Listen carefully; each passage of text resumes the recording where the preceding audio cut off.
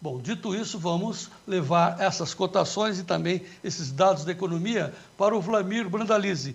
No ar, Minuto da Soja, oferecimento de Risa Sementes, a transformação na agricultura brasileira. Gleidson. Com sementes de qualidade e conhecimento, trabalhamos para difundir o capim como ferramenta de produtividade na agricultura e pecuária. Risa Sementes, semeando o agronegócio do futuro.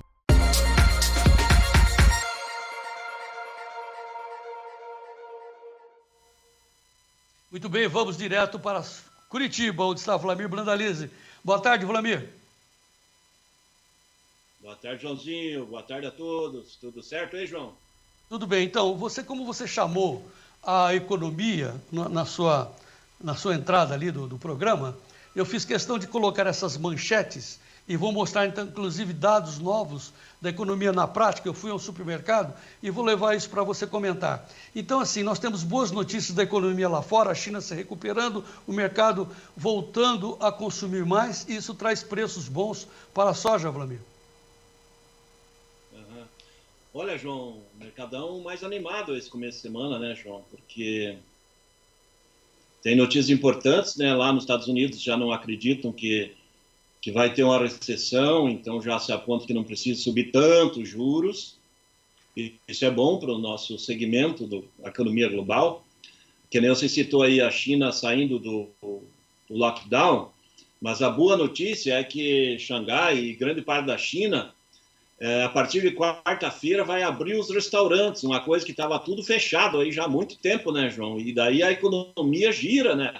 E abrindo os restaurantes o pessoal vai comer, né? Vai comer mais, né? Então, para o nosso agro é importante isso, né, João? A economia fluindo. E ali na Ucrânia, os bombardeios aí desse último final de semana foi, segundo os russos, foi mais para terminar de liberar a área de Donbass, e um pouco para dar um susto ali na região de Kiev, justamente porque o pessoal da União Europeia estão tentando criar mais algumas represárias, alguns obstáculos, né, criando uma condição de que para a Rússia vender o petróleo teria que vender com deságio. Isso eles estão fazendo para a China, eles não vão vender para a Europa com deságio, se eles podem vender para a China, né, João? Então, essa quedinha de braço aí ainda continua, mas daqui uns dias começa o inverno, aí provavelmente os europeus vão ter que se ajoelhar lá perante Putin e rezar, senão eles vão passar frio, né, João? E isso o mercado está dando com a calmaria, talvez já essa fase da guerra aí está perdendo forças, né? Então isso ajuda, né, a economia. Hoje, se a gente olhar aí o mercado financeiro internacional está mais otimista, né? Dá para ver que o dólar está em queda de quase 1%. Pois é, eu quero mostrar também a manchete do Notícias Agrícolas, onde a Carla Mendes disse que realmente o mercado iniciou a semana de olho na Bolsa de Chicago, com otimismo vindo da China. Então, assim, o consumo aumentando, boas informações para nós, né? Bons momentos para nós. Agora, Wlamir, eu quero mostrar também uma tela das chuvas que entraram no Corn Belt nesse sábado. Pode botar aí, Gleidson, para a gente ver como é que as chuvas espantaram um pouco a seca do lado leste do Corn Belt, não do lado oeste. Por isso que está essa oscilação, não é isso, Wlamir? O clima lá nos Estados Unidos está melhorando, né, João? Então isso é benéfico para as lavouras. Isso também é um peso limitante, né, de alta. Por isso que essa semana provavelmente vai ser uma semana de serrote, né? Tem um dia que vai subir 7, 8, 10, 12 pontos, no outro dia entrega esses pontos e vai ser, tudo caminha para ser nessa linha aí, porque essa condição de clima agora, com temperatura mais amenas lá, e essas chuvas, e tem previsão de novas chuvas a partir do meio da semana, isso dá uma condição de lavouras regulares. No final da tarde, hoje sai o relatório da qualidade das lavouras, e é provável que mantenha a boa qualidade da safra americana. Então, isso é um fator, nesse momento, que seria limitante de pressão altista, no caso, assim, de uma continuidade da alta, né, João? Ele está numa fase de recuperação de um pouco de que perdeu quinta-feira, né? Quinta-feira o tombo foi gigantesco. Esse aí vai ficar marcado para você aí no resto da vida, né, João? Porque no teu aniversário teve um tombo gigantesco, né? Não vou esquecer, não. Não dá para esquecer. É como para mim, a maior cotação da história da soja foi $18,89 por bushel, e ela foi no dia 3 de julho, que é meu aniversário. Esse a gente não esquece também. Então você teve a maior subida ou teve a maior queda? Tá bom, vai. Ô, Vlamir, A dupla? Sempre em dupla. O que nós temos de novidade hoje, Vlamir, é o seguinte: você sabe que nós temos uma equipe de produtores brasileiros lá no Corn Belt mandando informações para a gente. E hoje eu tenho a grata satisfação de colocar aqui o depoimento do Luiz Gustavo Floss, lá do ENCIA, lá de Passo Fundo, filho de Elmar Floss, que eles conhecem muito da fisiologia de plantas, o doutor Elmar, e o filho, o Luiz Gustavo, segue os ensinamentos do pai, transmitindo informações através do ENCIA, que é um instituto de conhecimento que eles mantêm lá em Passo Fundo. E o Luiz Gustavo fez um vídeo para nós sobre as condições do que ele viu lá nos Estados Unidos. Vamos mostrar o vídeo. Olá, João Batista. Estamos aqui nos Estados Unidos, finalizando uma semana muito importante de uma visita técnica que tivemos desde o sul dos Estados Unidos, a partir do estado de Missouri, até finalizarmos aqui no estado de Illinois, aqui em Chicago. Nosso objetivo foi, junto com consultores agronômicos que trabalham com soja, milho e algodão, visualizar um pouco mais as condições das lavouras americanas, discutir um pouco mais a questão das plantas daninhas que fazem parte do problema que eles têm, principalmente na cultura da soja. E nós podemos observar que os produtores estão muito preocupados com o aumento dos custos que aconteceram para eles, ao redor de 60% de aumento de custo. Obviamente eles trabalham em dólar, né? Então isso é muito mais representativo até do que o nosso aumento de custo no Brasil. Mas eles também estão numa situação muito interessante. Conseguiram fazer a semeadura das culturas, cultura do milho, cultura da soja, foi tudo implantado, está se desenvolvendo muito bem, a gente pode observar, né, principalmente nas regiões aqui de Indiana, Illinois, onde o desenvolvimento da soja vem muito bem até esse momento. Claro que a soja encontra-se antes ainda do florescimento, então praticamente de 2 até 6 a 8 trifólios no máximo, então ainda está muito recente para uma definição de produção. O milho também mais para o norte, com um bom potencial de produção, né?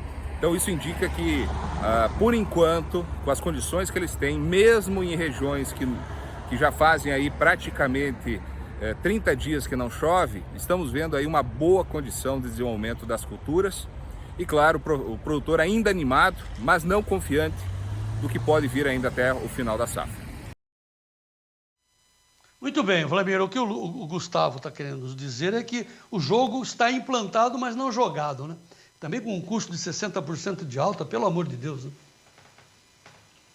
João, a questão é o seguinte, eles têm ainda umas 6 semanas pela frente, João, de risco, né?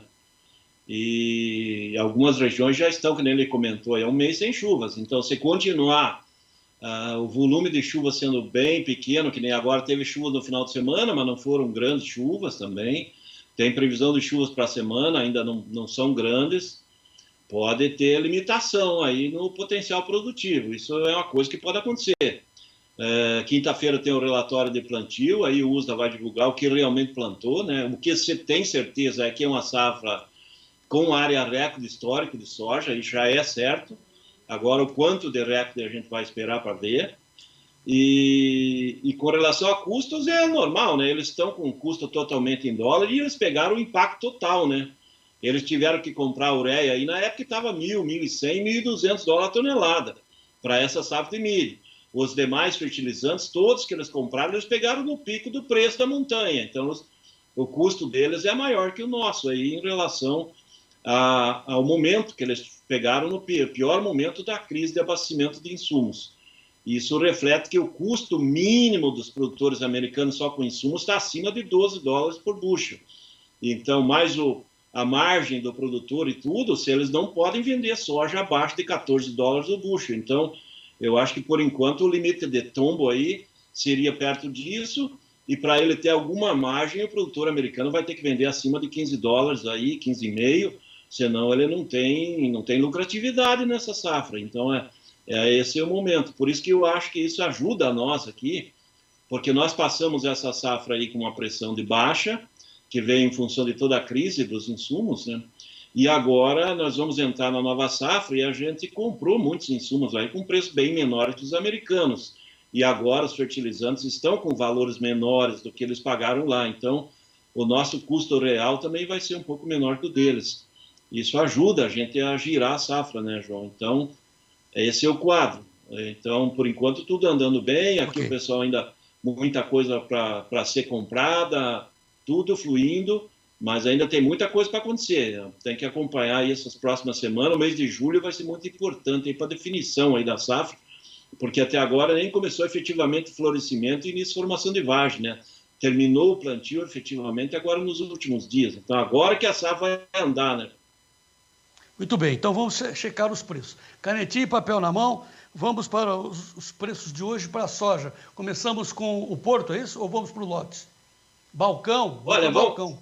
Balcãozinho, João, o balcão melhorou em relação à sexta-feira, que nem a gente já tinha comentado, né? Porque sexta-feira teve aquela leve recuperação.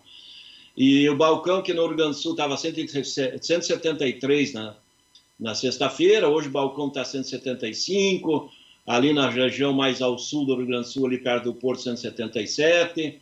O balcão melhorou R$2, R$3 aí em relação à sexta-feira, mesmo assim começando a semana aí com pouca pressão de venda. O pessoal que vendeu acima de 180 no balcão ainda está esperando.